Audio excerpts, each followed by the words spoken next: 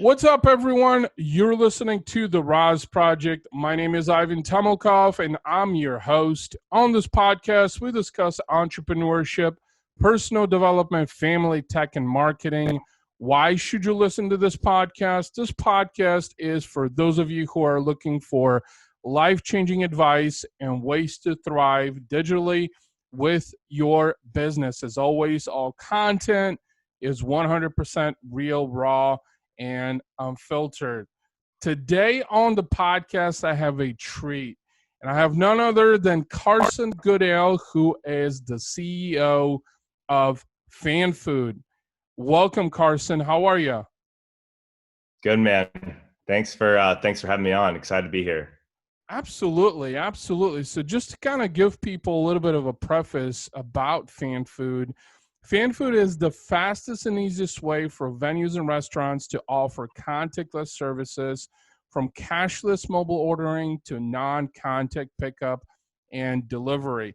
So Carson, before we hit record, I wanted to save this question for while we were recording. I wanted to ask you, so did you just wake up one day and we're like, you know what? It's just cool to start a business? Like, let's spend a few minutes, telling the audience, how did FanFood come about? Yeah. No, I get asked the question often, and it's unfortunate because the idea isn't like this. Oh, I was stuck in a live atmosphere, and in a concession line, and the last second on the clock, it's going through the upright, and I missed the big play. Nope. That didn't happen as much as I wish it would have. It was my sophomore year in college. I was at a bar with some of my buddies, went to the University of Iowa, complaining about a crowded, crappy experience I had with my buddies. Wanted to get a drink and said, wouldn't it be great if I could get a drink ordered from my phone and a server bring it to me rather than me having to navigate through this congested, crowded bar. I decided to pivot, the team, the co-founders and I, we decided to pivot to sports and live entertainment because we felt the biggest pain point from a customer perspective was waiting 20 minutes in line for a hot dog and beer. And the reality was the people or the organizations at the time trying to solve that, the approach that they took failed. And the approach being taken in the restaurant space at that time was proving to be successful with online and mobile ordering marketplaces like Grubhub, Ubereats, DoorDash, etc. So rather than compete with them, I set my sights on going for a greenfield opportunity in sports and live entertainment. So what was so interesting about that you said is how this simple yet so powerful idea ends up coming to fruition. And you were talking about, the DoorDash and the Ubereats of the world and Grubhub, obviously, which have dominated the space for a very long time. And it's actually ironic that you mentioned these competitors, because I actually had a two-part question that I wanted to ask you, because I know you have an immense amount of value to share about this. But before we get to that, you said something else that I think it's important to notate here that a lot of people don't understand. A lot of entrepreneurs, you said approach being such a key word, because as you know, in business, in entrepreneurship, your approach is the differentiation. Yeah. How you do things is what differentiates you from the rest of the herd. So while here you are, you're trying to get a drink and food, and the Grubhubs and the Ubereats and the DoorDash of the world exist, you realize that, you know what, they just don't have a feasible approach to this. It's not intuitive enough for someone like me, just a fan. So if I'm seeing this as a problem, again, this is a giant opportunity for me to create something. And that's really where I think the birth of FanFood kind of came about, right? Yeah, totally. Hit the So nail. the two-part question, that I wanted to ask you is, the first part is, what are your thoughts on small businesses and the way that they're, pivoting in the current landscape with COVID? Well, I think for any business that has been affected by COVID, so that's the first thing you think about. What are the businesses that have been affected by any large crowds, right? So all of events for Mhm. which FanFood would, our primary customer market would fall under. So our revenue streams went from 100 to 0% pretty much overnight. But if you think about like the brick and mortars, the local mom and pops, the restaurants and the retail locations and everything that falls under pretty much the service sector, um, also was impacted. And like a lot of business owners, I think it has been an eye-opening time, because you immediately go into the oh shit, what do I do next phase, right? That's when contingency planning sets in. Mhm. Identify all of the risk associated with your revenue streams going down to zero, and mitigating those risks and taking courses of action, you know, recommended or appropriate courses of action to solve for those.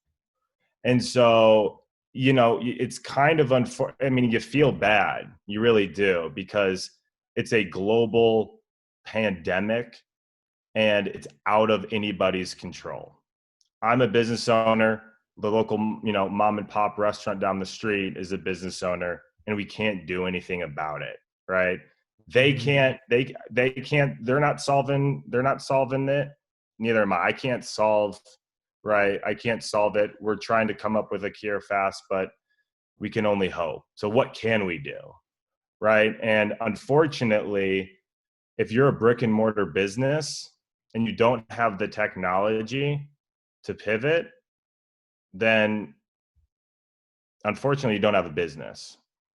Yeah, That's the reality. If you don't have any way to pivot, you don't have a business, and as a result, you're forced to make tough decisions.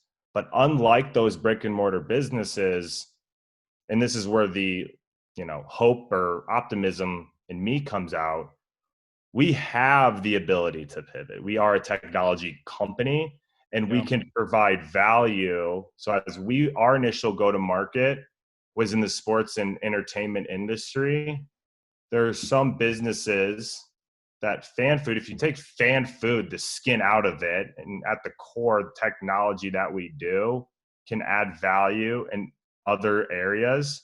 And so that's what we did. We pivoted to accomplish that, and to, like what you said, create an impact to help. absolutely, absolutely. That was a powerhouse of an answer. And before I jump into the second part of that question, I wanted to elaborate a little bit on what you just mentioned. And so I've been very fortunate and blessed to work with you and FanFood over the last several months.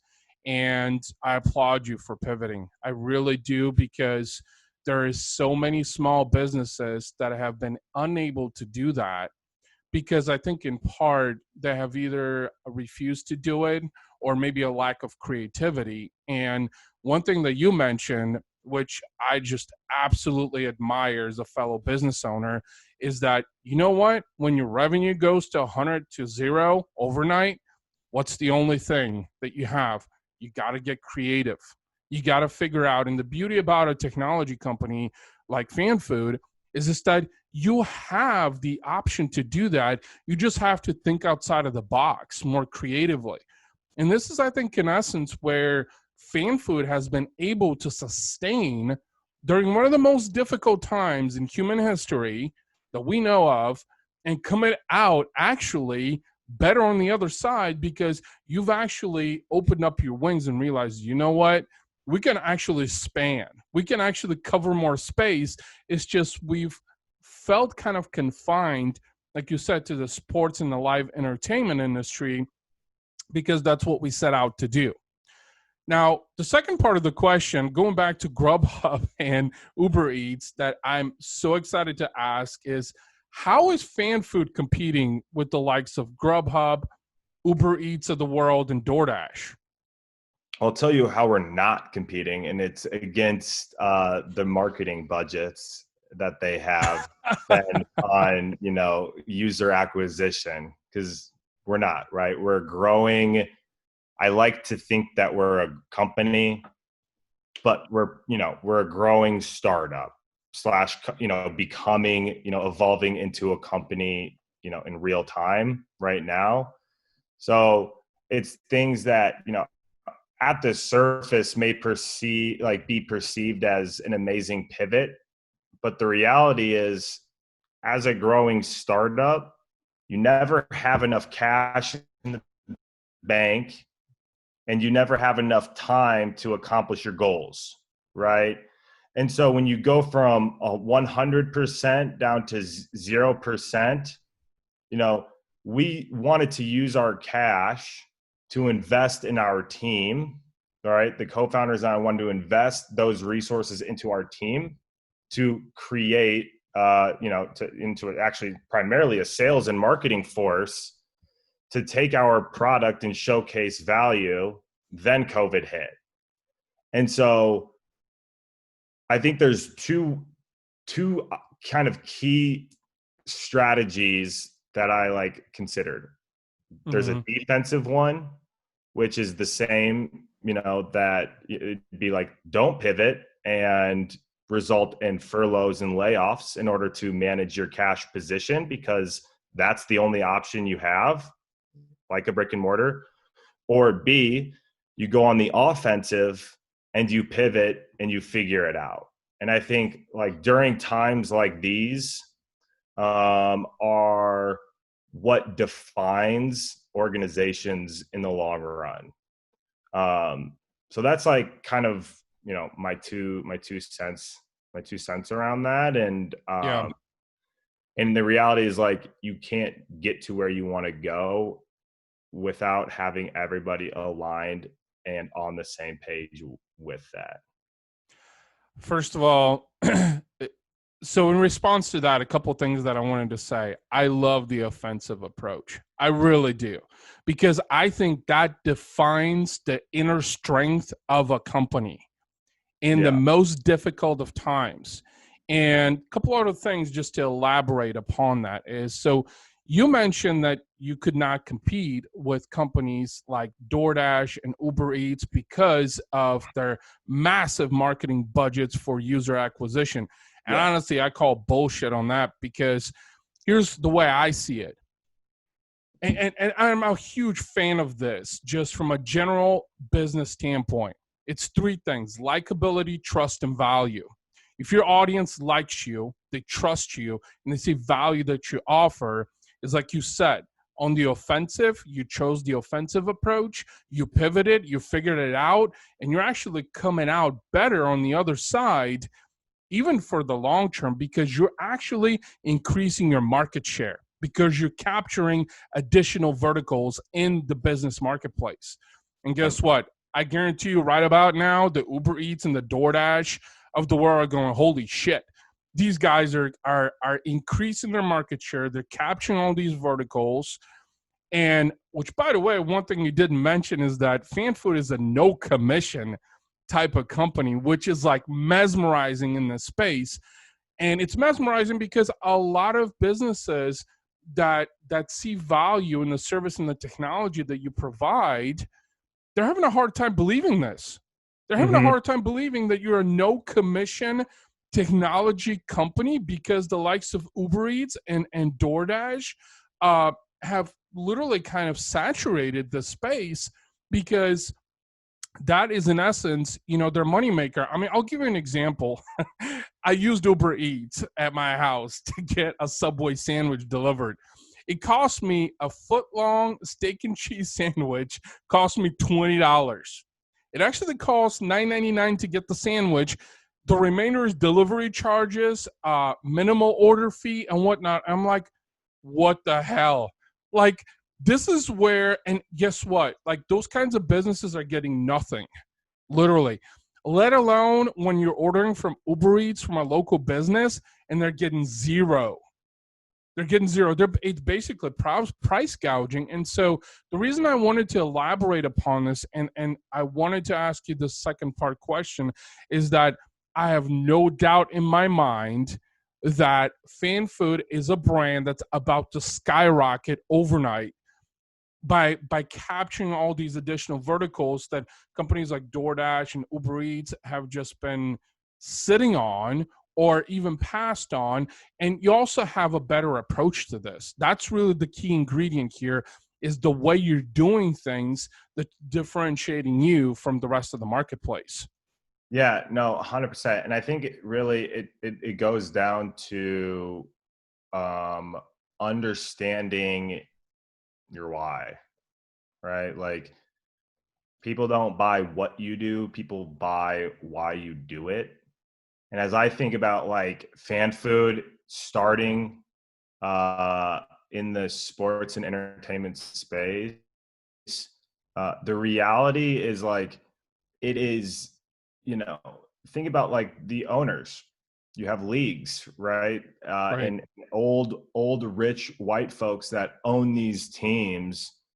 It is sometimes can be perceived as politically complex, tough to navigate, with long sales cycles, low ACVs, and makes it very hard to successfully innovate as a technology company, because the siloed departments from a business perspective make it tough to deliver value.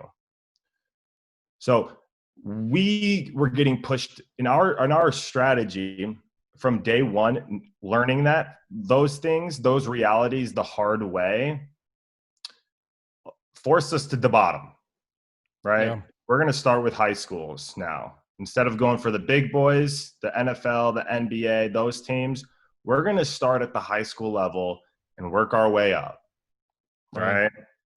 So it goes into like the core of who we are. And we're not going to give up, right? And we're going to be persistent, and we're going to uncover the pain points of our key stakeholders involved in the decision-making process that would be willing to write us a check for the products and services that we provide. And through that process, we learned 3 things at FanFood, core things. The first one, you have a customer experience, right? We created a marketplace. That's what we did, right? We connected buyers to sellers, no different than Grubhub, Ubereats, or Postmates, but we did it in sports and entertainment. And we learned 3 core things. The first thing, from the consumer experience perspective, making that ordering process frictionless and convenient, right? Like, fans don't want to wait 20 minutes in long line and pay cash during the halftime and not miss a big play, but are stuck waiting for shitty food options. And that whole ordering process, not convenient and not frictionless. How do we solve for that? We started with a native app, native iOS and Android app. And the sports industry said, well, fans don't want to download an app. That's friction. That's a friction. You got to remove that barrier. Fans don't want to create a profile. Got to remove that barrier. You have to pull out a credit card? That's friction. You got to use Apple Pay and Google Wallet. So what do? We rolled out a web app, and we created the first online and mobile ordering marketplace. And then we learned a few more hardships about inventory management and, creating an ecosystem. And we had to roll out then the ability for a customer to pre-order before that event, right?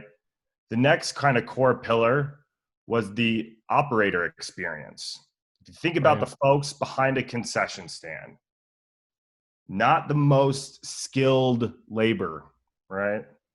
So the theme that we quickly learned, even at the high school level, for volunteer parents that arguably didn't want to be there in the first place and would rather just watch their son under Friday night lights, play in the game rather than, serve up concessions. Make the technology very easy to use. Yeah. Keep it simple, right? That was the theme that we did. And we focused as a technology company on making the ordering process frictionless and the operator experience easy to use. Well, and the last core pillar was prove value. And that became at the core, the 3 pillars of why FanFood. And that's what we're going to stay true on. And we'll see where we go from there. So you mentioned several good things there about convenience, access, operations also. But there's one thing that I wanted to elaborate upon. You said why. You said in the beginning is why are you doing what you're doing? Why does FanFood exist? Because that's what people buy. And I actually saw an opportunity to kind of segue this into the Toys R Us story. So Toys R Us, a company that was started in 1948 and just died a few years ago. I heard stories that he might be coming back. But this was a giant empire, right? And they knew that the toy industry was so huge, but they didn't really have a real why behind it. And that's in part why I think they faded, they failed to pivot, adapt also. So when you were talking about the why you were talking about, fans want convenience, fans want an experience, fans don't want to have to wait through long lines. This is all important things that I think modern companies are not taking into consideration. They don't understand that you really got to get into the mindset of how your audience, your buyer persona thinks and create a product or a service that's literally, I mean, this is why the Amazons of the world are skyrocketing right now, is because you can sit on your ass on the couch and order something and not even you're lifting a finger because you're swiping, so to speak, but still, it's the convenience factor. It's convenient. It's easy. Nobody wants to go through giant hassles and jump hoops, let alone fans. I mean, I can begin to tell you when I'm at a baseball game, which who knows when that's coming back at this point. When I'm at a baseball game and I want a beer or I want a hot dog, I don't want to get up and go up to the concession stand, which I know that MLB is kind of on the list for FanFood, but just like having that convenience factor with minor leagues specifically to be able to do that, that's a huge convenience. Who wouldn't want to do that? You're spending more time with friends and family, watching the game, as opposed to having to worry about, you know what, I got to jump through these people and get up there and wait 20 minutes to get my food. And by then, you know what? You missed that play. You missed that home run, So, I think that's really important to acknowledge. Is it is about experience. It is about, convenience. One thing I did want to ask you also is, because I think this is just absolutely phenomenal that, how is FanFood, what is FanFood doing right now? The way you're contributing to local businesses and communities, amidst this COVID-19 pandemic? What are we doing now? So a few things. One is creating that alignment, because internally as an organization, and aligning on, or I should say realigning, right? Because when you pivot quick into a completely new uncharted industry, your team, right, things might get shaken up a bit. And so, but at the same time, and by going through that pivot, it's never like the vision of FanFood, our why, became validated overnight. Because if you think about it, the industry that you move into, your vision at the end of the day shouldn't be changed, no matter what. Right? That's your true north. That doesn't change and it's who you are. right? As a person, your core values. What wakes you up in the morning to do what you do every day? Why do you love your job? And for me, it validated the vision of FanFood. And what I was, I always said it was our vision was to deliver the ultimate fan experience. But what I learned was I was communicating it the wrong way. Just replace fan with customer to deliver the ultimate customer experience, knowing that we serve multiple customers. Fans are a segment of customers that we serve, and we also serve the operator. Right. You know what I mean? That person behind that concession stand. And we serve other key stakeholders. In order to do that, we made it our mission to make the ordering process frictionless. We made it our mission to make the operator experience easy to use. And we made it our mission to prove that value. Yeah. And I think that is why, for me, this opportunity is proving, this pivot is proving to, get the traction, or it's almost, it's been refreshing, right? I feel like every entrepreneur goes through the similar challenges of starting and growing a business. And you get to a point where you just kind of, everything becomes very clear, and you simplify everything. Even though at the surface it may seem that it's you're changing a whole bunch of stuff and all. It's just that realization that I think enables companies to take that next level of maturity in their process of going from a startup to an established organization. Yeah. No, that's a really good point. And I know we talked about resilience before hitting record. And, that's, I think you said refreshing, these times being refreshing because in part, pivoting is essential to business, every business. I don't care if you're a startup or you're an established organization, even a corporation, you're going to have to pivot, multiple times because of the changing times of business, the business landscape. In fact, it's so hard to keep, a pulse on what's happening in the business marketplace. Pivoting is literally something that you have to become comfortable with, and you have to, develop that sense of resilience. So where do you, just in closing, where do you see FanFood going from this point on? Have you kind of thought about, what do we want to do in the next 6 to 12 months, amidst of everything that's happening in the marketplace? I